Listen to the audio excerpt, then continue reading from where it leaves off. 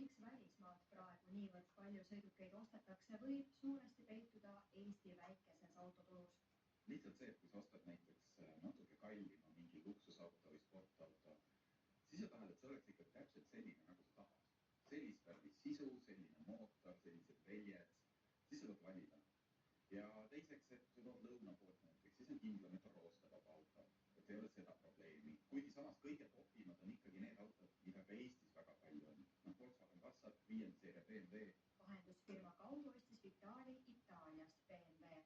Kuigi ta on ise väga suur Saksa automargi austaja, läheb see 4-rattaline lapselapse kasutusse. Машина стоила где-то 8 000.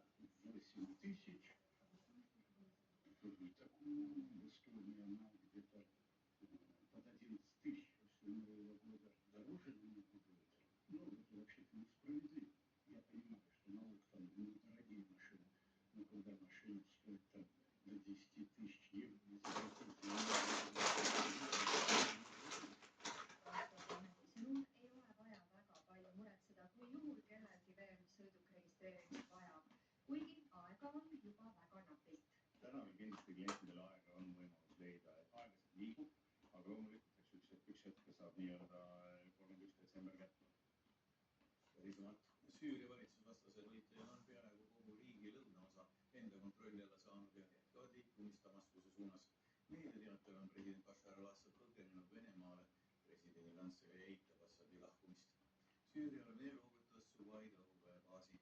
Riigi põhjaosas on valitsuse vastased võitlejad jõudnud Homsi linnani. Iraan alustas oma sõjaväeüksuse personali evakueerimist. New York Timesi teatel on see märk, et Iraan on president Bashar al-Assadi võimu püsinud. Iraan on Venemaa on toetanud Assadi kogu 1,5 aastat kestnud kodusõja vältel. Ka Venemaa on andnud oma kodanikele korralduse Süüriast lahkuda. Välisminister Sergei Lavrovi sõnul teeb Venemaa kõik, et nad terroristid Süürias võimule ei saaks. Ukrainlased kannatavad üha enam elektrikaristuste all, sest Venemaa rünnakusoovide rakettidega sigivad Ukraina energiataristut. Mobiilsed õhutõrjegrupid proovivad selle vastu võidelda. Sõdurkutsunud Ivaniko valmistub oma ülesannet täitma. Tema tööpõlg on Kiievi lähistel. Kui te loete uudistest, et Kiievit rünnati 120 šaheediga ja enamik neist lasti alla, siis mõelge nende koju peale. See on nende töötu. Kuna vaenlase rünnakud on sagenenud, on kasvanud ka nende meeste töökoormus. Скажем так, раніше, якщо якісь були такі промежутки по неділі, що було тихо, зараз воно дозволить підвищити. Sõja muutudes kasvab mitte selliste mobiiljuhtide töömaht, vaid ka keerukus. БПЛА меняют постійно напрямок руху. З'являються БПЛА, які просто навантажують нашу систему ПВО. І їх це важче відрізнити. Іде це бойовий шахет або якась обман. Тобто це не так легко зразу виявити. Тому що вони міняють різні висоти. Одні можуть іти досить низько і використовувати рельєф місцевості. Інші піднімаються на досить значну висоту, що впливає на виявлення і також на результати роботи. Але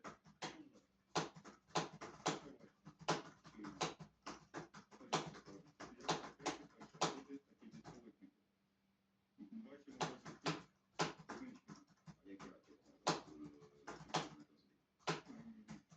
Хас-1 і тобто це залежить від того, як ще сфера. На яких же висотах воно буде йти. З якою швидкістю.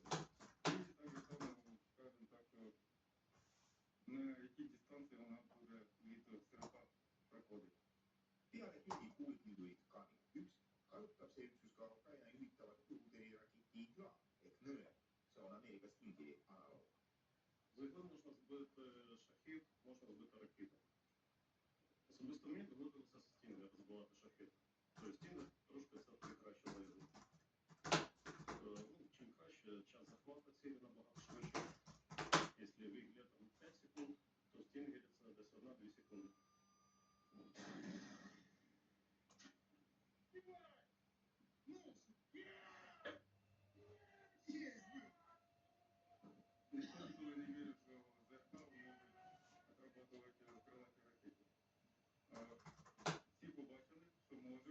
и отработать. Так же самое, как кажете, лицо, и есть луч и луч. И надо помнить прилагать электросилы, телевизоры и так далее. Miks nad nagu mõni, kas ma saaks uudised vahele jätta? See Anti on või kes iganes sealt ERR-ist on, see on ju, kuidas nad selle agendina pole kinni saanud, see nagu näeb nii veidralt tooniga, ta meelega jätaks nagu halva ja vastiku mulje nendest inimestest peaaegu nagu ta on. Opositsioon algatas tagandamise pärast seda, kui president Yoon Suk-yeol kuulutas välja sõjaseisukorra. Parlament tühistas presidendi otsuse kiiresti. Yoon Suk-yeol tegi telepöördumise, milles palus vabandust sõjaseisukorra väljakuulutamise ja rahvale tekitatud meelehärmi pärast. Parlamendi hoone juures avaldasid meelt nii presidendi pooldajad kui ka vastased ja avaliku arvamuse küsitlus näitas, et suurem osa lõunakorealastest toetab presidendi tagandamist. Tagandamise hääletuse ajaks lahkusid aga Yooni parteikaaslased saalist. Hääletusel osales vaid 3 võimupartei esindajat. Presidendi tagandamiseks oleks vaja olnud 200 parlamendi liikme toetust, kuid hääletusel osales vähem ja hääli ei hakatud üle lugemagi. Saksamaa erakond Alternatiiv Saksamaale AfD paneb veebruarikuisteks ennetähtaegseteks valimisteks esimest korda välja oma kantsleri kandidaadi. Arvamusküsitlustes on AfD konservatiivide järel praegu populaarsuselt teine, edestades seni võimul olnud sotsiaaldemokraate. Heute ist ein großer Tag für die Partei und ein großer Tag für Deutschland. Wir sind vor 11 Jahren angetreten als Alternative und wir stellen erstmalig einen Kanzlerkandidaten, eine Kanzlerkandidatin.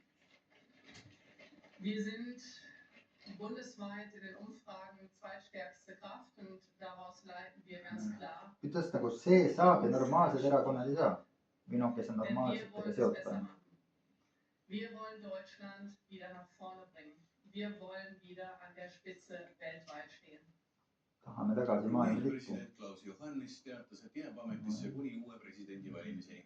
Homme pidi toimuma presidendi valimiste teine voor, aga Rumeenia põhiseaduskohus tühistas presidendi valimised, kuna selgus, et Venemaa korraldas ulatusliku hübriidrünnaku Sest ADF on teatavasti kõige tõenäolisemalt Vene kontrollitud erakond. Kõige teadliselt on Trumpi kruu ka selle poolel.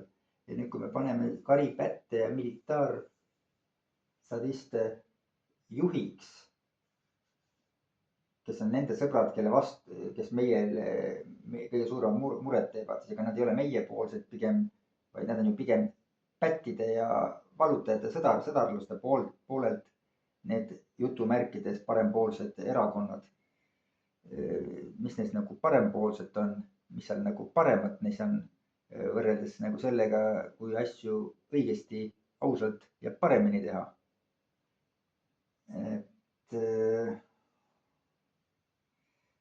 Praegu siin on poolen ühe kiidan ühte kanepikasvatajat, keda siin politsei lehel millegi pärast on politseilt sunnigu kanepit.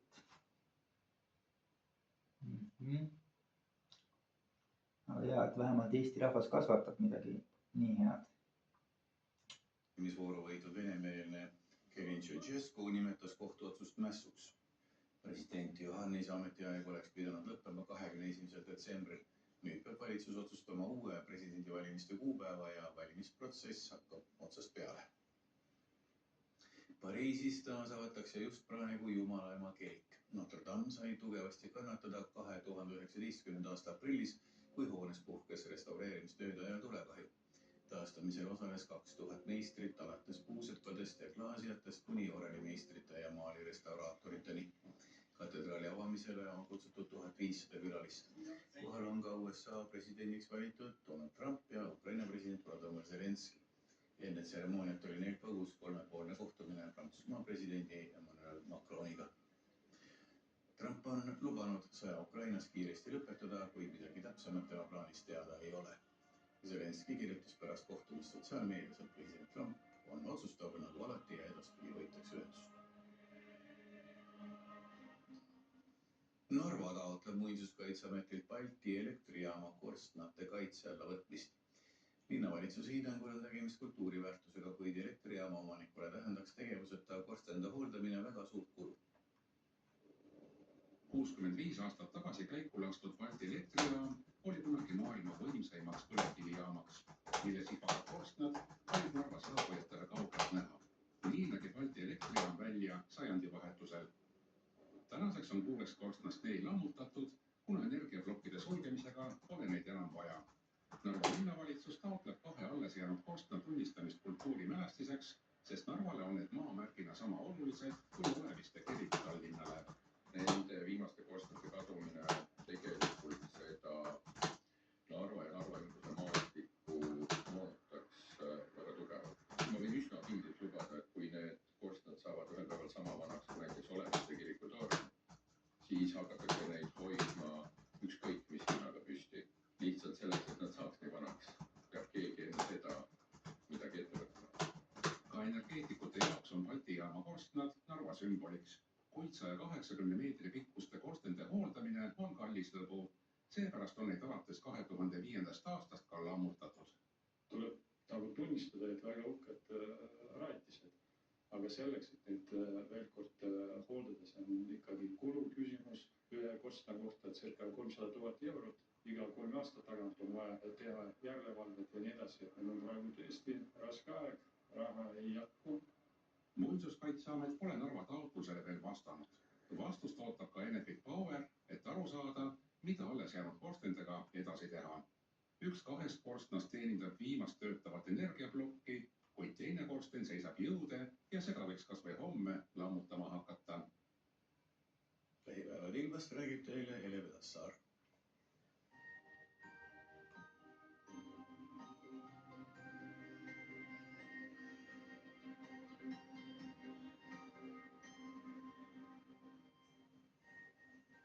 Tere! Ilm soosib praegu õues jalutamist. Täna tegi Briti saartel tormist ilma madalrõhkkond, mis liigub homseks üle Põhjamere Kesk-Euroopa kohale ning nõrgeneb. Pöörise serv ulatub aga Läänemerele ning pöörab siin tuule itta. Samal ajal kujuneb Venemaalt üle Soome lahe Skandinaavia kohale külm ja kuiv kõrgrõhuvöönd, millest saab homse Eesti ilma peamine kujundaja. Lõunasse jääva madalrõhkkonna serva mööda levib niiske õhumass põhjasuunas ning õhtupoole võivad mõned valged helbed jõuda ka Kagu-Eestisse.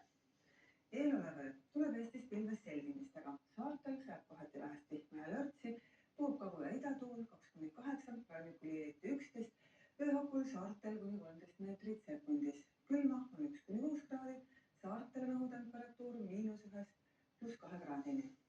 Hommik on pilves, üksikute selgimistega ning olulise sajuta. Hommikul oleks see pilves. Õhupidaja kagutuul 2-8, rannikuliiriti kuni 11 meetrit sekundis. Õhutemperatuur on -5 kraadist mandri sisealadel +2 kraadini saarte rannikul. Päev on pilves selgimistega. Kagu-Eestis võib õhtupoole lund sagada. Tuul puhub idakaarest 2-8, saarte liiliti kuni 11 meetrit sekundis. Õhutemperatuur on 0 ja -3 kraadi vahel, saarte rannikul on sooja kuni 3 kraadi. Esmaspäeval saab kohati lund ja lörtsi. Tõenäosus on selleks suurem öösel Eesti kaguosas ja päeval põhjarannikul. Öösel on külm 1-7 kraadi, saarte rannikul on kraad sooja. Päevane õhutemperatuur on -3 kraadist sisemaal +3 kraadini saarte rannikul. Järgnevatel päevadel on saju tõenäosus väike ja selgimisi on rohkem. Mandril on öösiti -kraadid, saartel on soojem. Päevane õhutemperatuur jääb pigem 0 kraadi ümbrusesse. Saartel võib õhutemperatuur tõusta kuni +5 kraadini. Homme ootame Eestisse ka rahulikku talveilma. Aitäh!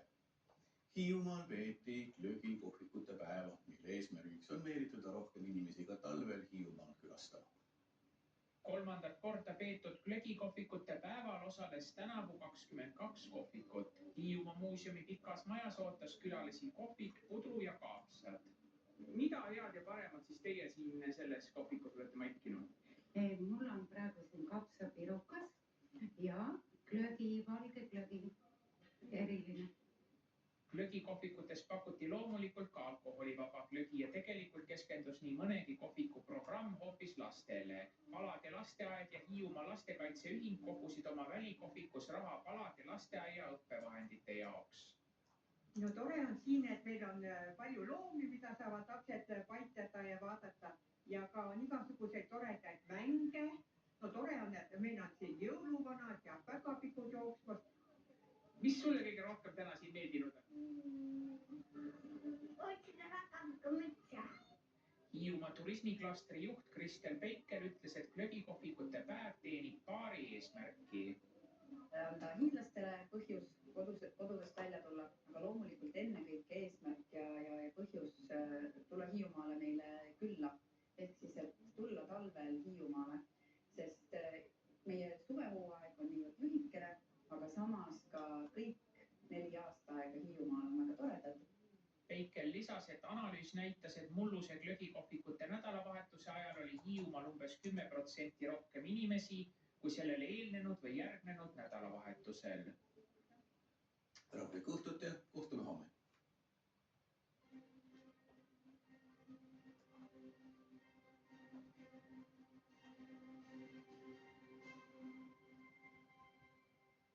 Oluline raadiomürade põhjustaja ongi taastuvenergia elektrijaamade juures olevate seadmete ülesehitus, sellepärast et seal vältimatult on vaja kasutada muundureid. Muundurid töötab lühitustalituses ja sellepärast on nad ka potentsiaalselt väga tugevate raadiosagedusega majakväljade emiteerida. Just nii võib päikese- ja tuuleparkide tegevus segada luurajate tööd. Mis oleks lahendus, vaata AK nädalast pühapäeval kell 9.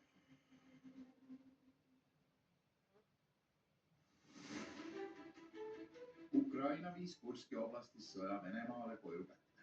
Moskva eitab probleemi, kujutades rahva üle edujuttudega Donbassis. Mis saab edasi? Ukraina stuudio, pühapäeval 3:07 Eesti Televisioonis. Для нас, для Украины.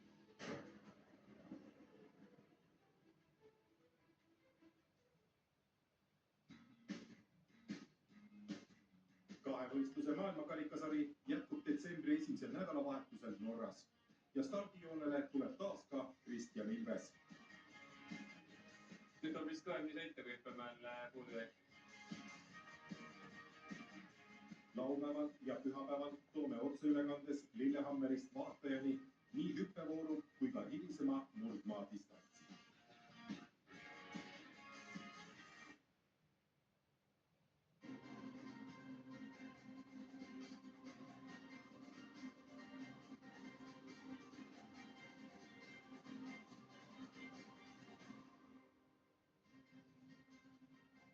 Tere õhtust, aeg rääkida spordist. Uudistevalikus on täna esiplaanil talisport ja pallimängud. Veidi pikemalt tuleb juttu ka ujumisest. Talialade maailma karikaetappidel oli täna edukaim Eesti sportlane 5. koha saavutanud Kristjan Ilves. Põlva Serviti käsipallimeeskond tuli Eesti karikavõitjaks, alistades finaalmängus Viljandi. Meie tippujujad valmistuvad aasta viimaseks suurvõistluseks, mis toimub järgmisel nädalal Budapestis. Kahevõistja Kristjan Ilves tegi maailma karikaetappi Lillehammeris hea hüppe ja veel parema suusasõidu ning saavutas 5. koha. Võistluspäeva võtab kokku Kevora Saarnak.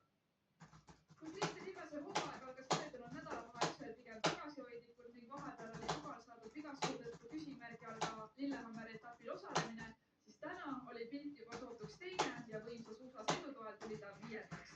Hüpetes enesekindlust otsiv Kristjan Ilves tegi täna normaalne 89,5 meetri pikkuse õhulennu, mis andis talle lõpuks koos tuulekompensatsiooni eest saadud punktidega 12. koha. No ei ole seda vabadust, mida ma sooviks. Hüppe on ikkagi siuke kangutamine liiga agressiivne peale otsa. Veel vaatasin, sain tagant tuult ka nuki pealt päris omajagu, nii et see ei aita ka kaasa. Nii et see hüppamine on nagu on, aga eks ma üritan igast päevast maksimumi võtta. Hüppevoorus näitas kodupubliku ees klassi Jarl Magus Riiber, kes tagas omale 101 meetrise hüppega murdmasõiduks 44-sekundilise edumaa. Suusarajada suurt edu käest ei andnud ning nii vormistas ta oma karjääri 75. MK-etapi võidu pea 37-sekundilise vahega Julian Schmidi ja Johannes Lamparteri ees. Kui Ilves püsis suurema osa sõidust 11-pealises grupis, kus käis jaht 8. kohale, siis sõidu teises pooles püüti kinni 3 austerlaste grupp ning võitlema hakati hoopis 4. koha eest. Enne viimast kilomeetrit tegi Ilves veel koos Jens Luure Softeproga spurdi ning lõpuks teenis Ilves 5. koha, kaotusid võitjale 57,5 sekundit. Tulemus lõpuks päeva lõpuks täitsa viisakas, et tore on võistelda nii, kui mõnusalt võidu ajal sõita ja saab kontrollida sõita. Loomulikult suured tänud määrdemeestele, nad on fantastilist tööd teinud, nii et aga jah, ei, mõnus on tõesti võistelda, kui vorm lubab seda. See, et ta nüüd on natukene niisugust jäävihma moodi asja tulnud, et see raja päris palju kiiremaks teinud, et mulle sobib, ma nagu nii loomus olen siis kiirem lihasega, nii et mulle väga sobib. Lillehammer etapi viimasel päeval Akavas kompaktvõistlus, otseülekanne ETV-s algab kell 12. Suusahüppaja Antti Aiglo sai maailmakarika etapil Poolas 21. koha. Võistluse võitis austerlane Daniel Tšofeni. Muusmaasuusatajad võistlesid täna Lillehammeris vabatehnika sprindis. Eesti suusatajad 30 parema hulka ei pääsenud. Meie parimana sai Kait Laasiku 39. koha. Naiste finaalsõidu võitis rootslanna Jonna Sundling. Meeste sprindis teenis jälle võidu Norra suusatäht Johannes Östlund-Kläbo. Laskesuusatamise maailmakarika etapp Kontiolahtis jätkus naiste sprindiga. Eesti koondise parimana sai Regina Ermits 42. koha. Naiste maailmakarikasarja hooaja algus on pakkunud meeldivalt üllatusi. Üle 3 aasta kerkis täna sprindidistantsil etapivõitjaks 27-aastane tšehhitar Marketa Davidova, kes tavapärasele heale suusakiirusele lisas ka 2 lasketiirus täpse laskmise. Karjääri 4. võidu teeninud Davidovale järgnesid täna MK-sarja üldliidriks kerkinud rootslanna Elvira Ööveri ning elu esimese poodiumikoha saavutanud soomlanna Suvi Minkinen. It's incredible. I think it's like 2 years that I was on podium and I almost forget how it is and it's really good and I'm really happy. 4. stardis olnud Eesti naisest sai Regina Ermits parimana 42. koha, Susan Külm oli 63. Johanna Talihärm 80. ja Anna-Brita Kaasik 82. Kontiolahti maailmakarika etapp lõpeb homme. kuigi need pole siin nii hullud, see on tavalised, aga jah.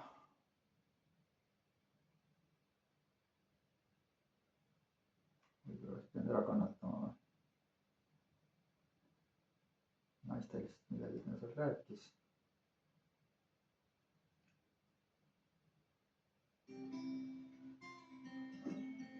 Sinu uus sugulane. Ta ei sõida kiiremini.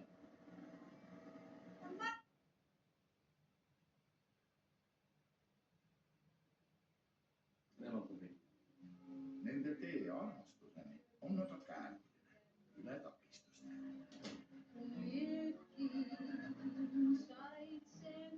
Cannes'i filmifestivalil auhinnatud mängufilm Langenud lehed. Täna õhtul 11:30 Eesti Televisioonis. Langenud lehed. Ahah. Ikka on siis olemas niisugune asi.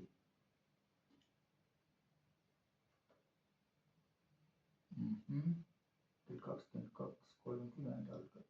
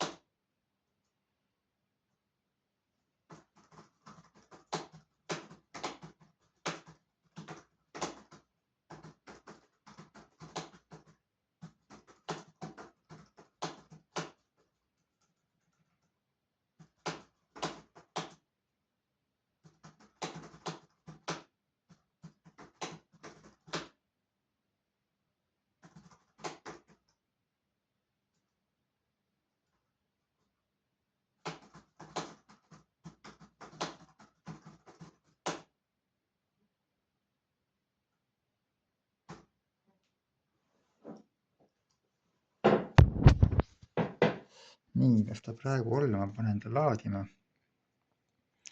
Ja ma pärast äkki jõuan veel Vladimirile kirja ära saata, et need psühhoteelikumid ära, et ta need legaliseeriks. On aeg juba sealmaal.